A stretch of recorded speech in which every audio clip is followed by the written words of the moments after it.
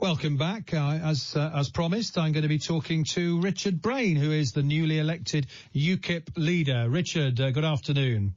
Good afternoon. Thank you very much for having me on. Many congratulations. Thank you. Now, I suppose I should say congratulations. The congratulations have included a rather unconventional one from George Osborne. Got me thinking what your friends call you, because George Osborne has tweeted, the new leader of UKIP is called Mr. Dick Braine. Really? Yes, well, it's not a new joke, let's be honest. And, of course, it's a cruel irony since I'm unexceptional in either organ.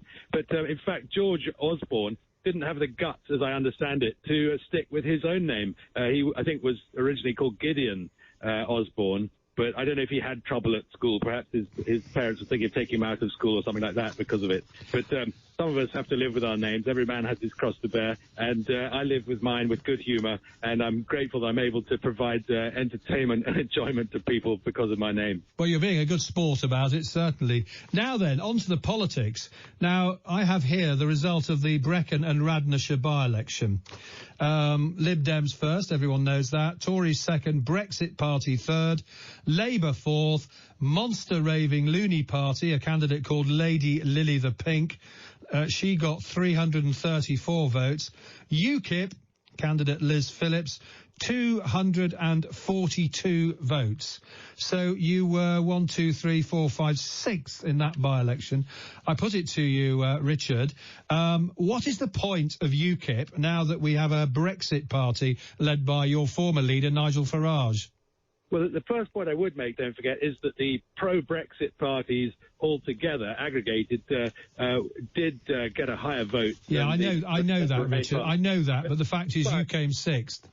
Yeah, but also if you look back at the Brecon results over the years, you'll find that UKIP has consistently done very badly in that constituency. Obviously, we had in 2015 we actually did better there, but 2015 was a very good year for UKIP.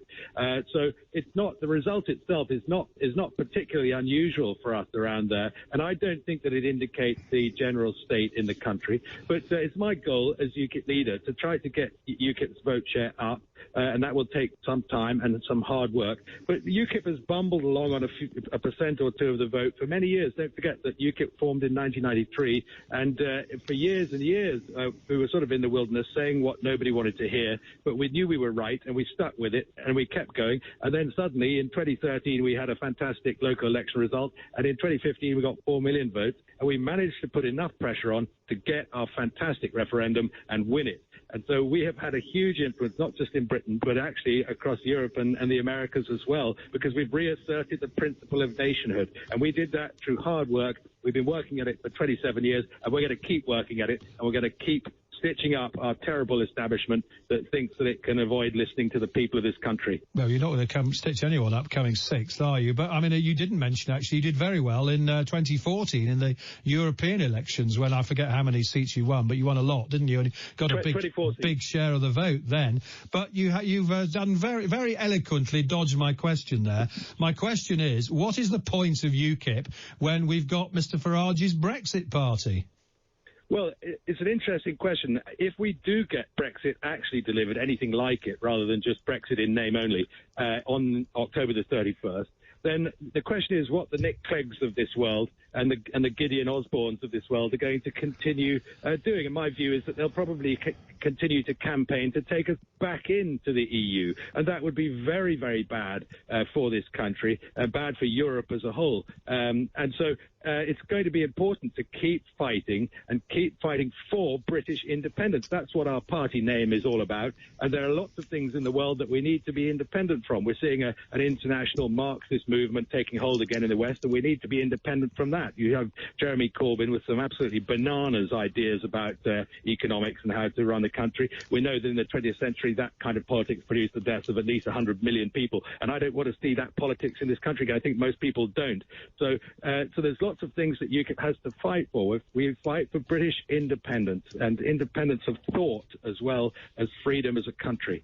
Now, you used a phrase there, Brexit in name only. So are you suggesting that you fear a sellout, a betrayal by Boris Johnson, and that you're not going anywhere after the UK leaves the European Union? You're still going to be around? Well, yeah, I mean, the Tory party has behaved like cheap woman of ill repute. They tried to fake Brexit won under Theresa May with this withdrawal agreement, which was the most abject surrender. It was worse than what Japan signed at the end of the Second World War, and we haven't been bombed out and lost the war, so there's no reason we should have signed anything like that. So that was fake Tory Brexit 1. And I've long suspected that we're soon going to see fake Tory Brexit 2 as they concoct some other bogus Brexit and tell everybody, look, this is Brexit, and very likely it won't be. So I'm very nervous of that. What about if we leave with no deal, which looks increasingly likely?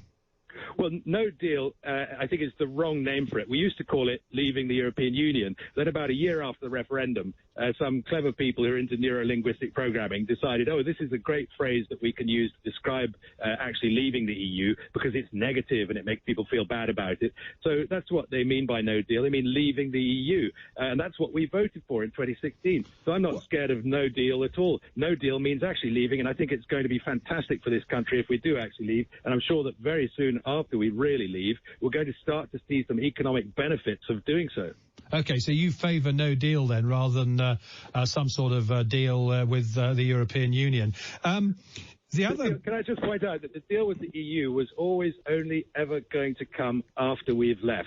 They play hardball. They're good negotiators. They're sensible people. They're not going to hand over concessions until we've actually left, and that's what we've discovered over the last 3 years.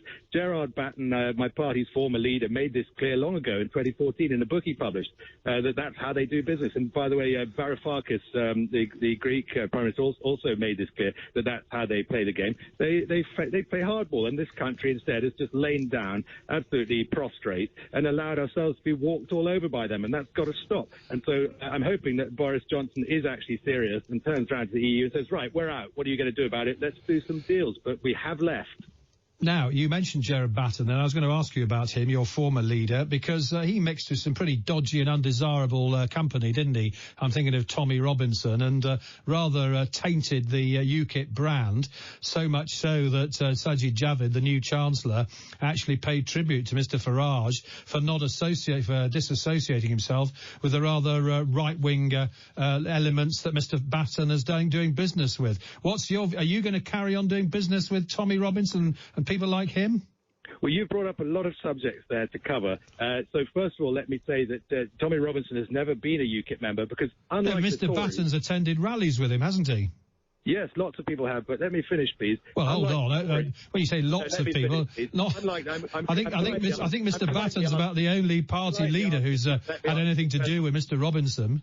I'm politely asking you to let me answer the question you've asked me. Okay.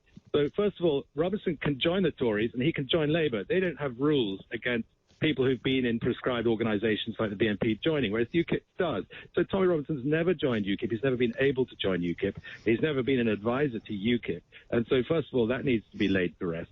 But also, this whole issue of Tommy Robinson is blown up in the media, love it, of course, and it's all about talking about one man. But in fact, he's done something important, along with many other people, which is... He's done some pretty unpleasant things too, hasn't he? Which is to draw attention to the fact that the establishment, the government in this country, told the police, according to Nazir Afzal, to turn a blind eye to the gang rape of, it turns out now, to be certainly tens of thousands of very vulnerable children. Okay, so you're just peddling some Tommy Robinson propaganda there. I mean, it sounds to me as though you're going to continue down the same path as Mr Batten and continue to welcome Mr Robinson with open arms and perhaps share a platform with him. Do you know who Nazir Afzal is? I know the story you're referring to, yes, what Mr Robinson said, yes. No, it's not about Robinson, it's about Nazir Afzal. Yes, I know the story you're referring to, yes. Okay, he was the Director of Public Prosecution. Yes, I know all this in the northwest of England. That's right, and he discovered that actually social services and police were not only were turning a blind eye to this industrial-scale rape of children. You see, a lot of people would say that you're peddling racist propaganda now. Well, it's nothing to do with race. Well, of course it is. Why?